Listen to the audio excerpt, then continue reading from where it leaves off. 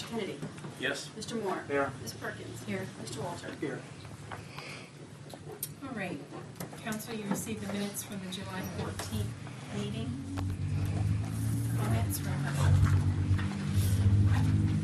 Motion to accept the minutes. Second. Ms. Davis? Yes. Mr. Kennedy?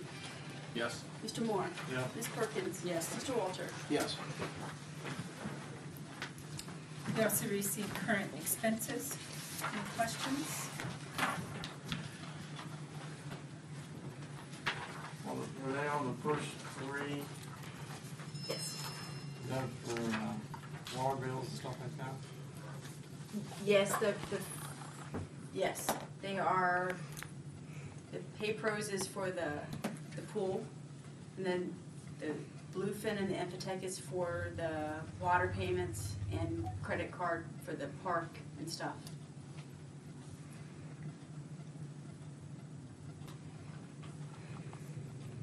That's a lot of money for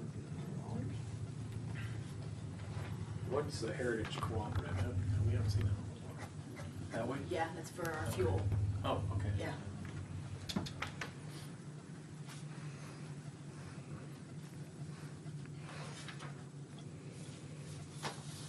Motion to approve expenses. Second. Ms. Davis? Yes. Mr. Kennedy? Yes. Mr. Moore? Yes. Ms. Perkins? Yes. Mr. Walter? Yes. All right. Renee, do you have anything? No, Mayor, don't. Chief, I just have a couple things. This week, or last week, I'm sorry, I met with the Union County EMA along with the Pleasant Valley Fire Department. We met regarding the Union County strategic planning, so we're working with them, setting up their new coordination for their new strategic planning. And then I attended the Madison County Law Enforcement Chiefs meeting last week, and the steam threshers went well. There was one minor incident with a cruiser was backed into, and the insurance company's taking care of the claims for that. And just thank Chief Kidd for his prompt action in that and getting that taken care of so we can get our car back and repaired and back on the road. So. And then I've also forwarded emails to council members last week regarding some of the issues regarding trapping of animals. So I didn't know if there's going to be further discussion on that, but that's all I have. question? I had a question, Chief. I think the email said that there were not any ordinances or regulations regarding the traps themselves, but could that fall under some kind of animal cruelty statutes or laws that are already existing? Not for wild animals, no. That's established for domestic animals. Okay. Thank you. Our administrative fund. I too only have a couple of things. Hydrant flushing is in progress and going very well, and I too would like to thank Chief Kidd and his department for assisting us in that process. And also, Plain City Georgesville Road is back open and very nice. And unless there's any questions, that's all I really have. Do we know how long Notman will be closed? We do not. Great. Thank you. And Sean is on vacation, so Paul? Not much to report here other than we're going over this building maintenance code. I found my earlier version that I had printed out of it, and I'm going to talk to John some more about kind of what he wants and frankly what would be workable within the village. Other than that, I don't think we got anything else. Me, I do not have anything. We did not meet. We may have a special meeting, but at this point, we don't have anything set until the next meeting. BCA? We have our first meeting this Thursday at 6:30. We'll be discussing the garage that's wanting to be put in at 171 North Chillicothe Street in the Agape Church on Maple. Okay, thank you. Mhm. NCIC. We meet, Madison County meets tomorrow night, and we haven't had a Union County, not till September. And Jim, you were gonna report for the park? Yeah, at a park meeting, there was a gentleman from the Lions Club, and they want to work on the walking path where it goes up against the racetrack, the old racetrack. And it's gonna cost about $1,500 for supplies. They're gonna furnish all the labor. And Kevin said we had the money to do that, so I guess we'll get started on it. Since we're on the park topic, I have a question. I noticed there are several things around the ball diamonds that are in need of repair, such as fences that are broken, those just minor things, but under the PCABA contract, the way I read it, at least during the period of time for which they're, they get the fields, they're responsible for making sure those things are fixed. I can't assume that those damages all took place during the ball season, however. We probably don't know when they took place at all. But assuming we get a list of them, I don't know what our normal actions are to either A, fix them ourselves, or B, get PCABA to accomplish those things. Like for example, the field on Barker, which is the northernmost diamond, would be the third base side, is basically caved in. If you lean on it, you will fall over it. The fence along the third base side on Barker will be west of the dugout. So the part starting from the dugout going to third base. I don't know how long it's been like that, but at least a month or two. All you probably know what I'm talking about. I'm sure you leaned on it too, but. Actually, I haven't, because we didn't play on Barker. Oh, yeah, that's right. Played It on was a this little year. older, right. Yeah. But those things, I don't think that we should either A, let it go for another year, or B, we should fix it ourselves. But PCABA is still on the hook for getting those things done, especially in light of the fact that we don't charge them anything for the fields. I think we should take the opportunity to collect those things and get them to fix them while they're responsible for them. Did you have some other items? I didn't compose a list, that being the most egregious of the things that I noticed, but there are other things. We'll do. I'm confused. We'll Are do. you asking the village to fix it, or are you asking them to fix it? I'm not sure here. I'm asking openly, I don't know our normal Okay. process for determining that there are problems, because obviously the park is in need of constant maintenance. And where that falls on us, I would guess that the PCABA uses that field and those diamonds way more than the rest of Plain City put together. So it really seems out of place for us, in my opinion, to wait for the ball season to end and then go paint those bleachers and fix up the bleachers and replace the pipes and the stuff on the fence that's broken, when the bulk of its use is done by PCABA and they get it for free. So I don't know the process, Renee, by which we determine who fixes what. I don't even know if there is a process in place. I just want to get it for the minutes, make sure it was right in the minutes, what you were asking. I just wanted to make Okay. sure. So what I'm asking is Who's there a responsible? process? If not, we need to make one, and we need to do it, I think, before the summer ends, because it's an opportunity lost if we let it go into fall, because in PCABA's contract, it doesn't apply during that time period. And maybe, I know that every year the PCABA has a cleanup day, and I think this year it got rained out. Usually it gets rescheduled, but I don't think this year's got rescheduled. It didn't in the previous year. I can't speak to the years prior to this year or the previous year, but in the previous year, for example, every team was supposed to go out and either paint a bench, and Right. I mean, my team did, but most of the teams did not. So most of that stuff went undone. So PCAB, I think, gives lip service to the fact that they have people go out and do something, but it's not really done. I think it's trailed off a little bit. In the first, I mean, I've been in the PCABA coaching as a coach for 6 or 8 years now, and I think up until the last 2 years, everybody had been pretty diligent about it, scraping the benches and repainting and taking care of the concession stand and the bleachers, but that's probably something we need to focus on or bring to their attention. One of the other things is probably wouldn't be a bad time when they have their cleanup day, if we take an hour or so, whether you or one of the guys that works within the village, within your department, to have them go around with somebody from PCABA, because it's at the beginning of the season, and walk around and check everything. And that way, we can make a list of, okay, here are the things before the season started that are in need of repair, so we know that PCABA isn't on the hook for this. You know, if somebody vandalized something, it wouldn't fall into their responsibility. And then, you know, after, you know, then at the end of the season, do an assessment on where things stand and determine, you know, whether or not, or if it's something that needs to be fixed for a safety issue during the season, then we can assess it and determine who's responsible for paying to fix it. It sounds like that's kind of needed at this point, so we'll do an inspection around that area and get with PCABA and figure something out. So Josh Goetz is the incoming president starting on August 1st, so it's Friday. Okay, thanks. Park Committee does a walkthrough every year, right? We've not in the last year. I mean, each of them, I think, get out to the park quite a bit and walk themselves, but not as a group.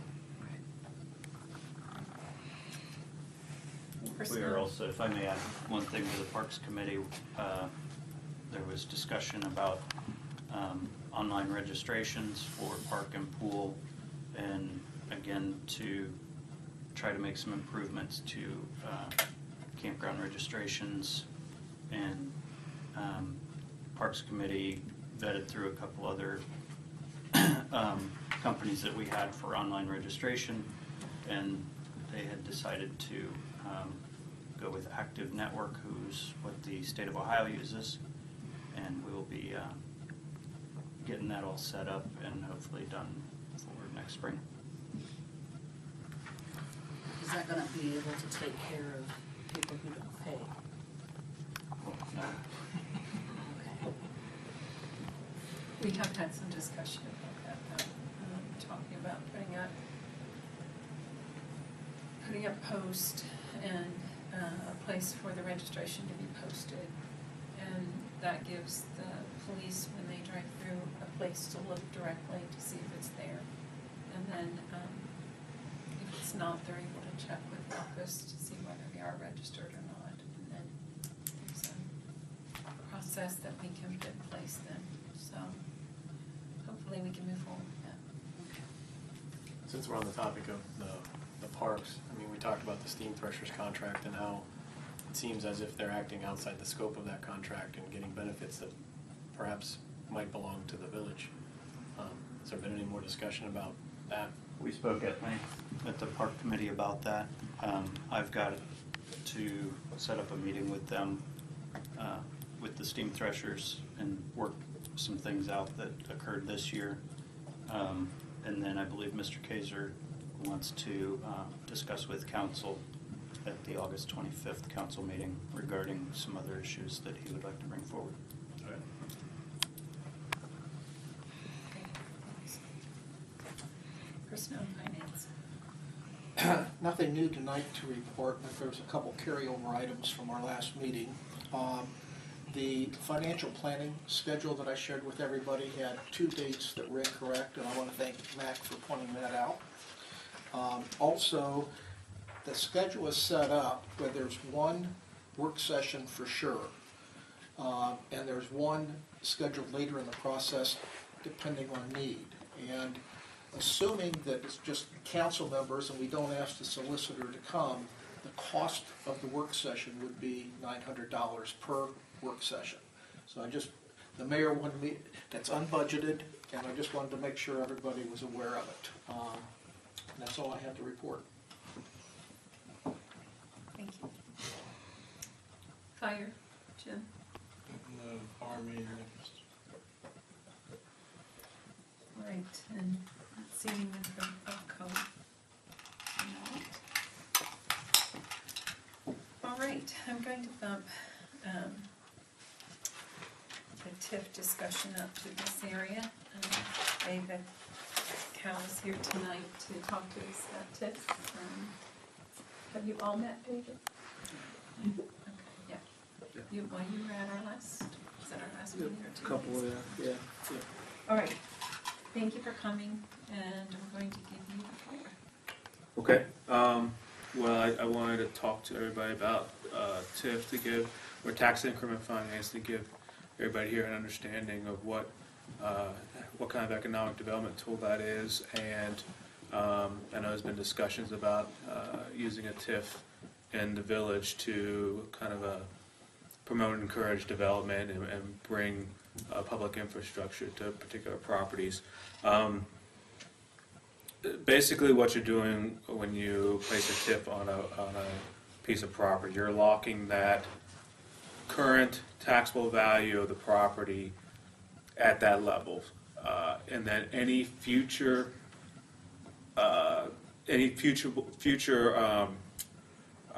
gains on that piece of property for taxable purposes, you would dedicate those funds to as a service payment to infrastructure that would be serve as a public use for that area you're tipping. So for instance, if you have a piece of property and there's interest in development at that piece of property, you would enter an agreement with that private owner and lock in that level of property, and then you would set up an agreement to where those payments would be made to a set aside fund that would go directly to pay the debt service to that to that infrastructure. Leslie, I see a little confusion on your face. I always look like this. Gotcha. Okay. And feel free to ask questions. But essentially, a TIF should, and I'll go ahead and read a little bit off of the paper here, but a TIF should be used to fund public infrastructure improvements, and should be placed on a piece of placed on a property where development is anticipated to occur in order to make service payments to the infrastructure that would be built and provided to the village. Residential properties are typically not eligible to be TIF'd unless an area is deemed blighted within an area of a municipality.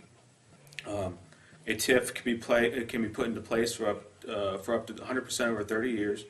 Any TIF over 10 years and 75% must be negotiated with a local school district, because what you're doing is you're using that future realized tax dollars, and you're essentially diverting those dollars from entities like the local school district, and you're putting it to pay for that piece of infrastructure. If you do go over that 10-year, 75% TIF, a school board must be notified, and they must be notified 45 days before the legislation is passed, an ordinance is passed by the village to enact a TIF. School boards would have to approve. It would be able to approve, deny, or choose to negotiate with the local municipality. If no mutually agreed upon compensation agreement is made, the ordinance can move forward with the 10-year, 75% TIF. So basically, you can use those for public infrastructure. If you want to bring water and sewer to a piece of property, gas, electric, new roads, you would obviously take out if you were going to use a TIF, you would take out a loan or some type of bond financing, pay for that piece of infrastructure, and then use the TIF dollars to pay back the debt service over a certain period of time. So it's used to help. It's using anticipated dollars to pay for a project. Now there is a risk that if you have a piece of property and you think it's going to be developed, and development doesn't happen there, you got to pay that debt service back somehow, and you're going to get an increase in tax revenue from a property from either new improvements to the property, improvements to existing structures or facilities, or just through gentrification or inflation. So I know it's kind of mixed. I didn't know the format and how you wanted to discuss TIF, but it's a public tool. It's a tool to fund public infrastructure. Typically, would I be someone to put together the agreement and legislation? No, that's above my pay grade. They have firms that many municipalities and jurisdictions use to put together a TIF agreement. I'm sure they would work with the village solicitor to help put together the agreement and then the kind of the payment schedule with the property owner themselves. Typically, you're looking at, I asked around a little bit, you're looking at around $250 an hour to have somebody work on that agreement, TIF agreement. If a developer is going to directly benefit from the TIF, it's not uncommon for the local municipality to work out an agreement with that developer to pay for some of those legal costs. Also, legal costs to put together a TIF agreement can be rolled into the debt service. So it's a TIF, it's allowable expense. So you can roll that in and use those payments from the TIF to help pay for those legal services as well. There's nothing that would preclude the village entering a TIF agreement where they place the responsibility on the property owner as guarantor of the loan, is there? That would be worked out in the agreement, but that could be do done, that yes. rather than assuming a municipal Yes, debt? oh yeah, absolutely. Okay. That, I know of instances where Okay. that's the case, and instead of coming out of the village's pocket, yeah, it's coming out of the property owner Okay. or developer, yeah, absolutely. You can TIF land that is set up in a CRA or an enterprise zone. What you're gonna do, now that increases the chance of you having to negotiate with the school districts, but what you would do is if, for instance, say Kevin prices out water and sewer to a property or to a certain place where development's going to occur. You would, that property, if it's a CRA, you would come up, okay, I understand what this debt service will be and how many years you have to pay out and so on and so forth. So say, for instance, you figure, okay, over a 15-year period, you can, set up 50% TIF. And that, that you anticipate that could help pay off the debt service for the new infrastructure improvement. That other 50%, if you choose to do so, you could use as a tax abatement. So then that would, the company would not be responsible for paying those taxes. That would essentially stay with the company. Now again, that's 100% taken away from the local schools. So you have to go into negotiation because you are taking away dollars that they would be realized. Also, if it goes over the 75% and 10-year level for a TIF, any negotiations would also have to occur with the municipal income tax revenue if it's over $1 million. So if the revenue comes in at if the total payroll is 1.25 million, that 250,000 would have to be negotiated with the schools.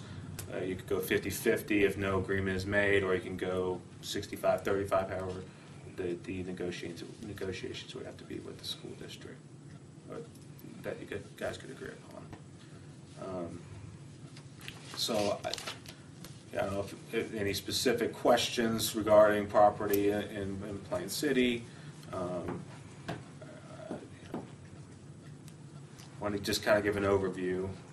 I know I could talk to, and I don't know about this going out to bid for services and things of that nature with the municipality, but I do have people I've worked with extensively that are good people that can put some good agreements together. Have everything with opt-out clauses, everything that you would need to make sure the TIF agreement is set up good for the village and the property owner itself. Appreciate that. I know it was a little bit overplayed, I apologize. I'm trying to read. Yeah, I'm sorry, I have a question. Sure. And perhaps I'm missing something. Mhm. So the benefits to the village over and above, for lack of a better term, robbing Peter, the school district to pay Paul, the village, what other benefits do we have? Benefits, are you saying ways to finance the infrastructure, or just in general, what benefits does it bring to the community? I mean, I get it that the TIF allows us to borrow ultimately in order to fund whatever Sure. infrastructure. Yes. But don't we still have that option as a municipality to borrow to fund infrastructure? Right? We do, right? Yeah, Yeah. sure. So what does the TIF do other than us, again, basically diverting tax dollars from the school to the infrastructure? Are there any other benefits to the village? I guess the question you asked the village would have to ask is there other, how would you fund that, pay back the debt service to that? If you put in public infrastructure, you know, there's a cost to that. You know, how you know, and if you take out a loan, you know, would the village be able to pay it back, and how would it be able to pay it back? Right. This gives it as an avenue where you know dollars, if development occurs and the property value goes up, you know that those dollars are available, and you know, per an agreement, that will go towards paying off the debt service. Right, no, I get all that. Sure. I mean, obviously, if we don't have a TIF and the property value goes up and the taxes come in, we still get the money. Sure, When we can choose to spend that however we like. that's true. I guess that's what I'm asking. Am I missing something? Is there some additional benefit other than diverting funds from the school district? And if there's not, that's great. I just want to No, make sure I I'm not mean, it's missing it. just- Do it's we get just- like a no. lower interest rate on this stuff, or? Not. You want to say that? You get a larger tax dollar off the property than if it was a regular tax, right? We would collect more tax dollars from, Right, like, because the it's going county straight to portion. that fund. Because it's going to that fund.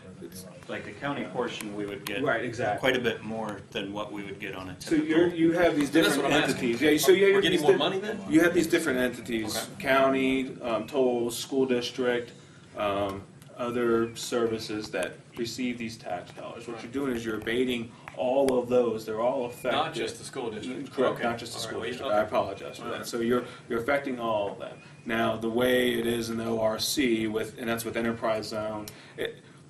It's funny because I wanted to say this because in the beginning, but I'm not sure how you guys are all aware about the enterprise zones and CRAs. But that's what you're doing.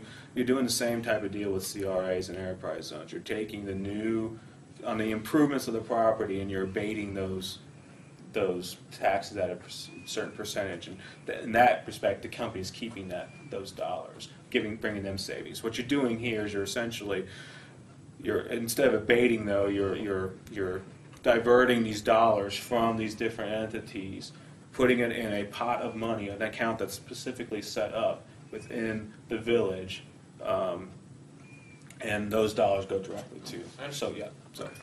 So we're diverting it more than Yes, just you the will. school. Yes, I apologize for not. I'm Yes. sorry, Nick. Yeah. David, was your point bringing up the schools, that that's really the only entity you have to negotiate? That's the only entity you have to negotiate with, I see. yeah. And there's TIF districts, which you would not do a TIF district, and then once you do that, you start getting into the county and all that. But if you do a parcel TIF, you don't have, the only negotiating, you would have to do is with the school districts, yeah. Gotcha. And you know, pricing out, you may only have to do a 10-year 75%. I don't know. I don't know. We have to get the cost for whatever type of public improvement you want to make to help bring to the property. Thank you. Any other questions? Okay. Yeah, that wasn't very eloquently spoken. That's I great. appreciate you. Was helpful, Yeah. thank you. Okay. Okay. And I'm open for questions. I think Anytime. we're gonna have to have discussion and figure out what's the route we wanna go. Mm. You know, we've been looking, I can't remember what I told you in the email, but Mhm. the Valentine Park property, Sure. North 42. Gotcha. Okay. So we have to have discussion and figure out if that's Right. something we want. The ORC lays it out pretty well, but the stadium recommends it, and I would recommend it. You want to hire some type of council to put these things together. That's why they get paid what they do. So. Right, and then oversight of, Yes. they do that as well. Well, we would also do, right, so they would evaluate and make sure that everything's going as it's supposed to. And then every year, it's similar to the enterprise zone and CRA, you would do reporting. So we would have before March 31st, I have to report to the state what's going on with the different TIF agreements and CRAs and enterprise zones. So we would evaluate, okay, how much money was brought in due to the TIF, how much money is, where's the money going, and what the current status of paying off the debt service is. So, trying to think of anything else. Yeah. typical process can vary. It depends on. It can go pretty quickly. It can go. I know some going on right now. That discussion's going about 10 weeks now. It all depends on how efficiently and how much communication there is with everybody involved. So. Great. Yeah. Well, thank you. All right. Well. Great. And if there's not any more questions, there's no need for you to stay for the meeting if you don't want to. Okay. All right. Dismissed. Great. Thank you. Other things probably. All right, council, let's move into old business. Third reading of ordinance 314, trespassing and criminal damaging on public property. All right. Motion to pass third reading at 3:14. Second. Ms. Davis? Yes. Mr. Kennedy? Yes. Mr. Moore? Yes. Ms. Perkins? Yes. Mr. Walter? Yes. And second reading of ordinance 414 to amend the B3 district, first floor residential in the uptown area. Motion to pass ordinance 4-14. Second. Ms. Davis? Yes. Mr. Kennedy? Yes. Mr. Moore? Yes. Ms. Perkins? Yes. Mr. Walter? Yes. Last one, second reading of ordinance 514, amending the sign code. Motion to pass ordinance 5-14. Second. Ms. Davis? Yes. Mr. Kennedy? Yes. Mr. Moore? Yes. Ms. Perkins? Yes. Mr. Walter? Yes. Good, thank you. All right, new business, the first thing on the agenda is wind energy.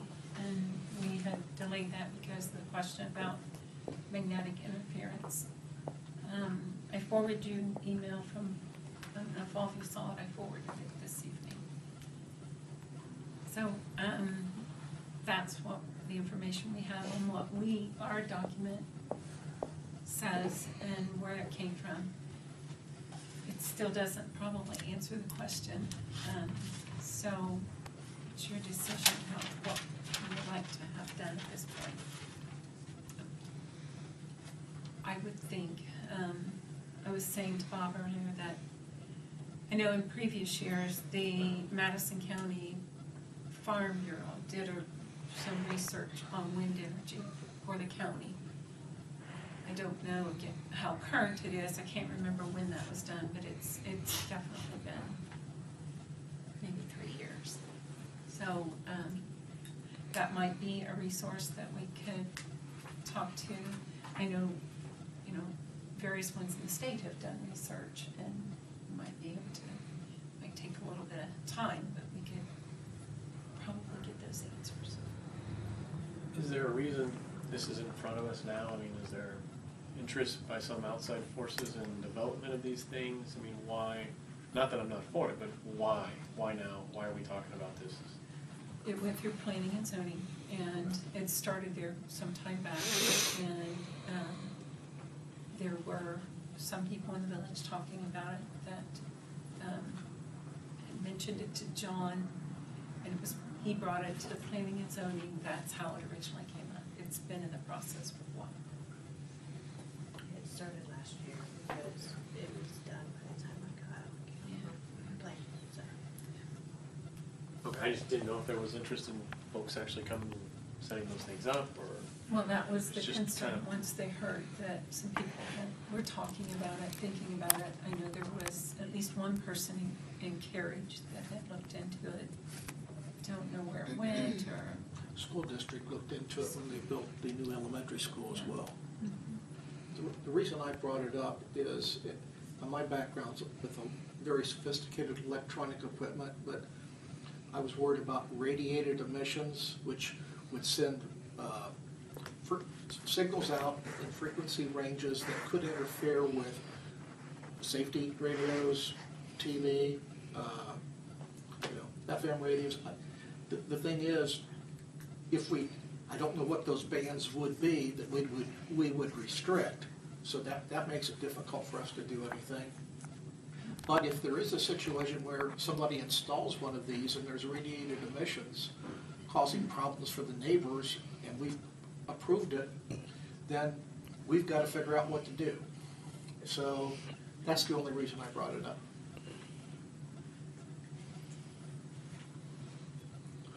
I'm assuming the ordinance we draft, if we have individuals knowledgeable about the emissions, be it magnetic, whatever that they may put out, we can have them tested before they're approved, right? Or, I don't know who would do it, that's my concern. My background is really from aerospace avionics, so it's probably more closely related to the police band radios than anything else. But as far as TV and regular radio, I just don't know. Well, the model ordinance that we're working off is what Marysville passed. It's predominantly what we're relying on. I did put a call into them. I don't know that anybody in Marysville has actually acted upon this, so we don't know in fact what the effects would be. So, I mean, I can double back and see, because I only talked to the attorney up there. And John talked to them. All right, he did? Yeah. I sent him an email earlier, sorry, I should All not right, copied you. yeah, I didn't see. All But right. it came from the LUC Regional Planning Okay. had done, they used their model, and they used 8 different entities' product to develop theirs. But as far as Marysville knew, there was no research into that. I think McCullough has one on there. I think McCullough has one on their roof. I think that's, but I think that's the only one that I know of. It's relatively small, but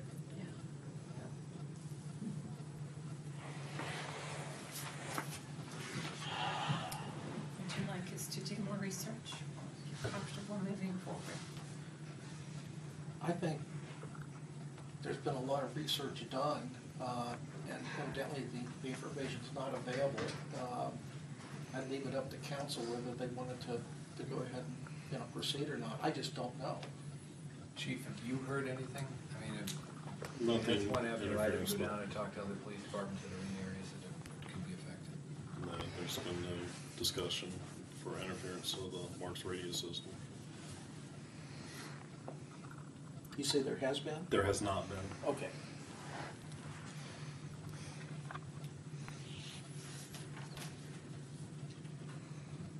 Waiting on you.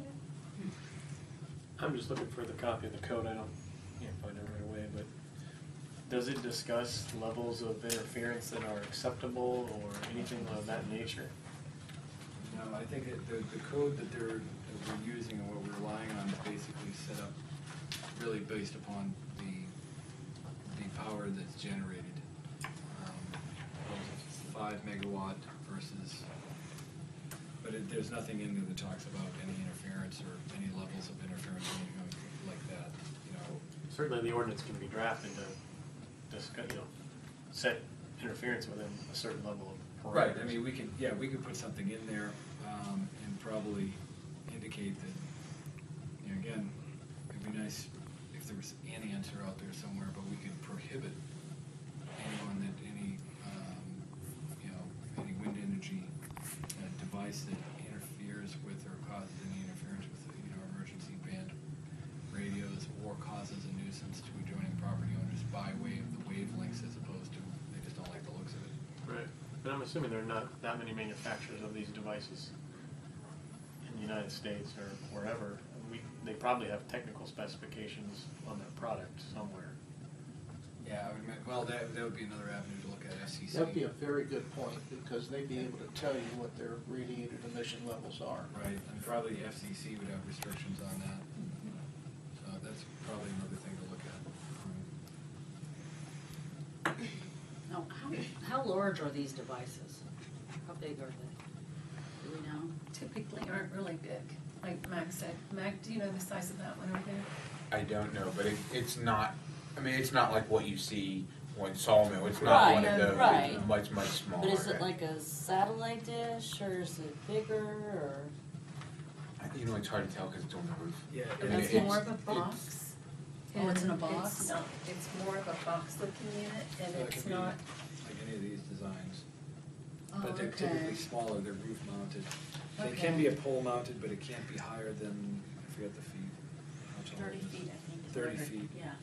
And it has to, and it's also limited by the lot of land that it's on. It has to have a clear fall zone where it Okay. would land wholly within their property.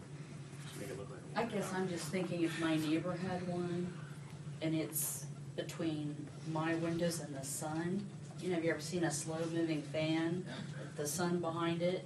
I'm not gonna want that coming into my house, that broken light. You know, that might be something to consider down the Well, road this too. multiple ones, there's the rotating. Yeah. It goes on in your house. Well, I mean, it's something to think about. You know, the 30-foot limit is the max limit of any building in the village, according to code right now. So it'd be as tall as any building could conceivably be. And if it was on a residential lot, you know, it could be one heck of an eyesore for the neighbors. Right.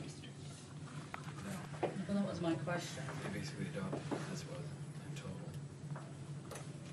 Total height of wind energy project plus 10 feet for roof mounted. Ground mounted, maximum feet 90 feet. 100 feet depending on the district that it's in. My recommendation is we do not act on this tonight. I think it needs to go back. I agree. Yeah. Do we take it off the agenda until, okay. Perhaps I misunderstood. I assume these would be commercial applications only anyway. Is that Yeah. not true? It would be residential as well. Okay.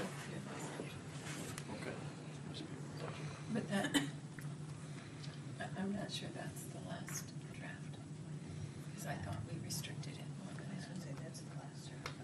That is. Okay. From Paul, the two. Nancy needs to discuss that. Okay.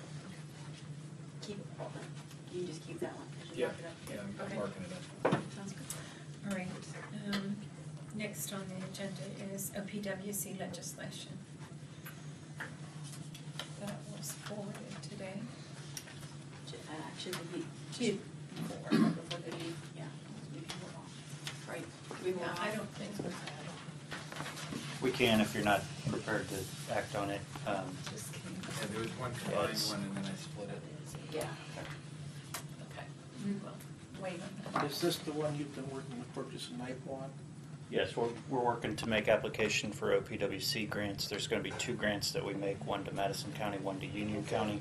This is simple legislation that you see each year, giving me the authority to make application to those grants. Yeah, you brought the topic up briefly during our last Yes. meeting as well. Yeah, it's one of those, it would be passed as an emergency regardless because of the timing and when they notify Kevin as to when they're releasing that stuff. It's not something that OPWC gives you, 6 months advance notice on. You get an email saying, here's what's available and you've got to act on it by a deadline. And generally speaking, it's not within any 3 readings and referendum deadlines that we would have. Okay, so we'll wait till next meeting, you have a chance to read that. And then the next topic is the live animal trapping. We all received an email this week from Robin Kraft. I had asked Chief about it, and he responded, sent you all an email as well. So Leslie asked that we put it on the agenda and just kind of have that discussion. Did you want to? It's sad that we have to have this discussion, you know? I do have information I printed out on, like old traps. If you want to see it, I'd be happy to give it to you. Our concern is with this, this man has it on a property that is between here and the school. Kids are in his yard. Probably meter readers are in his yard. Domestic animals are in his yard. It's just not the right thing to be doing in the village of Plain City. So, Mr. Price, are you here for that topic? Did you want to address that? Yeah, a week ago Sunday, as I was mowing the grass, we have adjacent property to this gentleman. And, I seen something thrashing around over by a wood pile in his yard, so I stopped the mower and walked over there and looked, and he had set leg traps. And I wondered about that. I didn't know whether there was an ordinance or not, so I called the gentleman that was on duty that day. I think it was Phil. And he come down and he, very nice about it, but he had to shoot the animal. My concern is the same concern as other. There's no size limit that if there's no ordinances, I mean, I've trapped years back that you have conifer traps that are set like that, a box, a kid gets his head in. I mean, how far does it go? I mean, how big a traps you want to set? And especially leg traps or conifer traps that would choke the life out of a child or a pet or, a leg trap is pretty, you can get them any sizes. I have them clear up to number 2s. Now, the gentleman that had them set was number 1 and number 1.5s that I seen. So I shouldn't have sprung the other 2, but I did. But in any event, my concern would be the children. And not only at his property, but all over the town. I mean, if there's no restriction, people could set any size traps they want, or any kind of traps. Now, I have no problem with live traps. I wouldn't have any problem if there was a spatial permits that could be obtained, or somebody come in and hire somebody to come in and trap the wildlife that is doing destruction of property.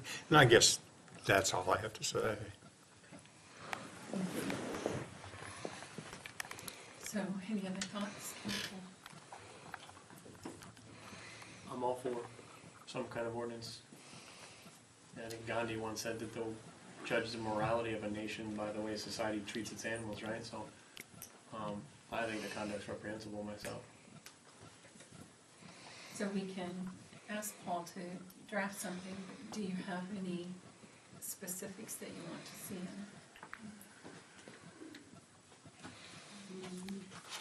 I did find this on the internet. There aren't too many ordinances out there. I think, can I send that to you? Yeah, I have a copy. So, I think it's something to look into and change and adjust as needed. Sure. Assuming it can be drafted in a way that says, trapping the animal is fine, but injuring the animal in order to catch it is not acceptable, something along those lines. And then the punishment should be we get to put that person in the trap. Right? That works. You don't like that, Colin? Yeah, we should add that on there. Well, and then I have another copy. Does anybody else want to see it? there, I think you emailed off. Yeah. I would just ask when you do the ordinance that you don't restrict yourself as much as, and Mr. Price just mentioned, if someone does have a true nuisance at their house and you need to get rid of this, that you don't, the state has the commercial, they're licensed through the state, the commercial companies, the varmint guards or whatever, to come and get rid of these, and they may need to use a specialized trap. If something's destroying your property and is a true nuisance, and unfortunately there is, methods that homeowners should have in place to be able to, catch the animals, so. But for the safety concerns that was mentioned, just being set out in the yard, I contacted ODNR and they came in and the ODNR officer said he's never seen a leg trap used to catch squirrel, so he thought that was a unique thing. So, but the term live trap is catchy too, because ODNR considers a leg trap a live trap. So, yeah. So. And like I said in the email, I suggested that he thought the most humane type of trap was the box traps. So, but I would just, like I said, recommend that it's not so constricted that it doesn't give the people the ability to get rid of something that's destroying or causing a lot of damage to the residents or property. Well, and it could be a situation where we have it determined and we set it up in such a way that a person can request or apply for a permit from whomever, either you or the zoning officer or whomever, so that you can have it identified as to the type of trap, the location of where it's placed, so it's not a potential hazard, or otherwise for a licensed professional, somebody that's certified to use it. Yeah, and the state of Ohio has also restrictions with the types of traps. They have to be identified. They have to state who it belongs to, the address where it comes from. There's a whole list of things when you're going to we'll have to at least follow what state code has in place, but we can be more restrictive with the code that exists. So that's things that we'll have to ensure that the ordinance is following in line with. And I saw the one that I think it was from another state, so I think there was some good starting points on that, but we just have to be careful as well to ensure that it follows in line with existing state code. Right. And just, my thought would be too, as you write that there should be some kind of warning sign if they're using them to the public, that they have I posted like something. the use of a licensed professional as the only option, because if it's a permit issued by the village and somebody happens to get hurt and the village has issued a permit for this, we've got a liability issue. So I'd like to see the village, simply steer somebody that's in need to a licensed professional and get us out of the enforcement part of it and limit liability. Plus they do probably more humane steering wise. More humane methods. Great, okay, that's something for us, that'd be good. All right, Mrs. Gall, Yeah. did you want to speak to council? Well, I'm here for Robin since she's out of town. I'm with the Black and Orange Cat Foundation. Now, we use the humane traps for trapping the feral cats, and they don't get hurt. There's nothing. So I would hope this would have nothing to do with that. The leg traps, they're horrible. And she can tell, she probably had in her letter a story that I think Officer Flowers had called her about a cat getting caught in one of them, and she didn't go into detail, and you don't want to hear it, so it was pretty bad. But the leg traps, that they have to go. That's, and for children, I mean, my goodness, so close to the school. I don't know. It's very scary. Yeah, no, we wouldn't want to restrict. I've used Black and Orange. I I've thought got so. a lot of cats in my area. Yeah, I thought so. For some reason. Yeah, we tried to help with the village cats, and there was a lot of them, and, found homes for them, or have somebody feeding the ferals, and so, yeah, we do use the trapping a lot. We usually tell people what we're doing so they don't go and trip the trap or something thinking we're doing something illegal, so we try to do that. And people understand. Yes, first few tries, though, we got a raccoon, a skunk. Yeah. And right? just like, uh-oh. Yeah. Just want those That's feral good. cats. We'll sign up. All right, council, you have anything else this evening? I have a couple other things. Just want to check on the house on Maple Street. It was being finished siding today. Great. I don't know about finished, but they were making good progress. Great. And then obviously we talked about the water tower. We all kind of sitting and stared at each other. So I thought I would just throw it out there. Then I would vote for red with black lettering. No one else had any objections. I thought I might as well throw a color out. I'd like to be colorful instead of just light blue myself. I like red. Yeah. School colors. Yeah. Might as well. When in Rome. We've already decided on the color. And signed off on it. Did they paint it already? No. Okay. I mean, So, I could see if it's been ordered, but all right. if that's the, Did we go with light blue again? went with a shade darker than what is current. Okay. So yes. But it's like, And I would defer to Wade about choosing some darker colors. He had some concerns about painting darker colors on water towers. I just drove to Cincinnati the last couple of weeks in baseball tournaments, and you go through Springboro, and they all have like cool things on their water tower, and I think it looks attractive. So I find it unfortunate that we can't. It's so much more money to do something interesting, or but I think colorful would be cool. Would the darker color on the water tower raise the temperature of the water? I asked that last week and got a no big The deal. Village of Elida, Ohio. The Village of Elida, Ohio, one time decided to paint their tower the school colors of orange and black, and in 2 weeks they had an algae bloom inside their tower.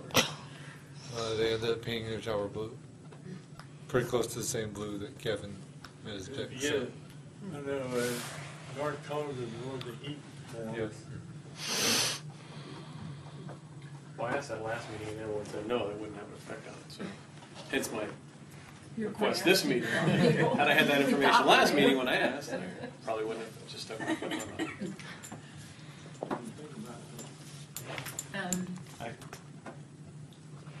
Sorry. Well, if it's gonna cause problems, then obviously go with what's not gonna cause problems. Did you all see John's email? You sent one out also about, North Avenue? yeah.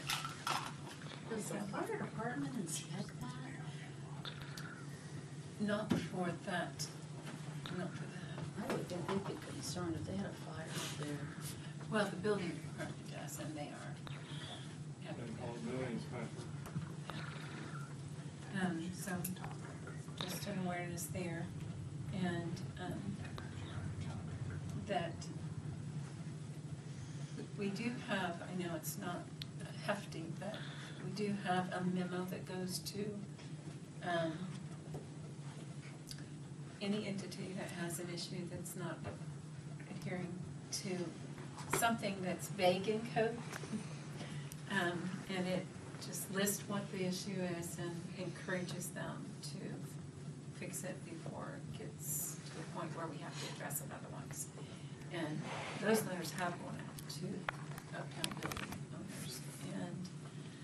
And John is waiting just for that document so he can act more aggressively. So we'll have that soon. The only other tidbit that I had heard was that the food pantry put in a bid for the ROP building. The what building? ROP, it's the corner at the alley by Lovejoy's. Mm-hmm. So I don't know, I've not heard whether that went through, but I did hear that happened. So it's a possible change there going forward. Okay, I see some young fellas here. Guys, did you want to talk to council, or are we just checking things out?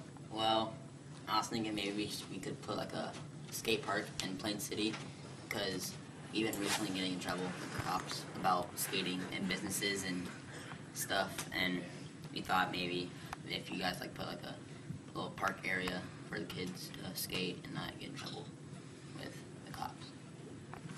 When does the next park committee meet? When's your next We meeting? do not have one scheduled. Well, we will tell the park committee that you're interested in talking to them, and they can, if you want to talk to this gentleman over here, Kevin, our village administrator, afterwards, and give him maybe your name and phone number, he can let you know when the next committee meeting is, and you can talk to the park committee. Right? How many of you do you think skateboard in the area? Well, I got like 5 other friends out living out in the country, and I have some other friends that live not in this town, but they come here to skate too. Where do you normally skate at? Right here. Did cool tricks off the bench, it's not there anymore. Yeah. Where would you like to see this be? Huh? Where would you like to see the skateboard park? Well, if it doesn't have to be an outdoor, it can be an indoor, like you know where the little construction place used to be, right by the library? Behind Like it? the JD or something like that. The old abandoned building that went out. Oh. Yeah. Maybe you could put like an indoor skate park there, just a small little one, or maybe it could be an outdoor too. We've had fellas asked before, so I know it's an interest, and maybe you can chat with the park committee and see. How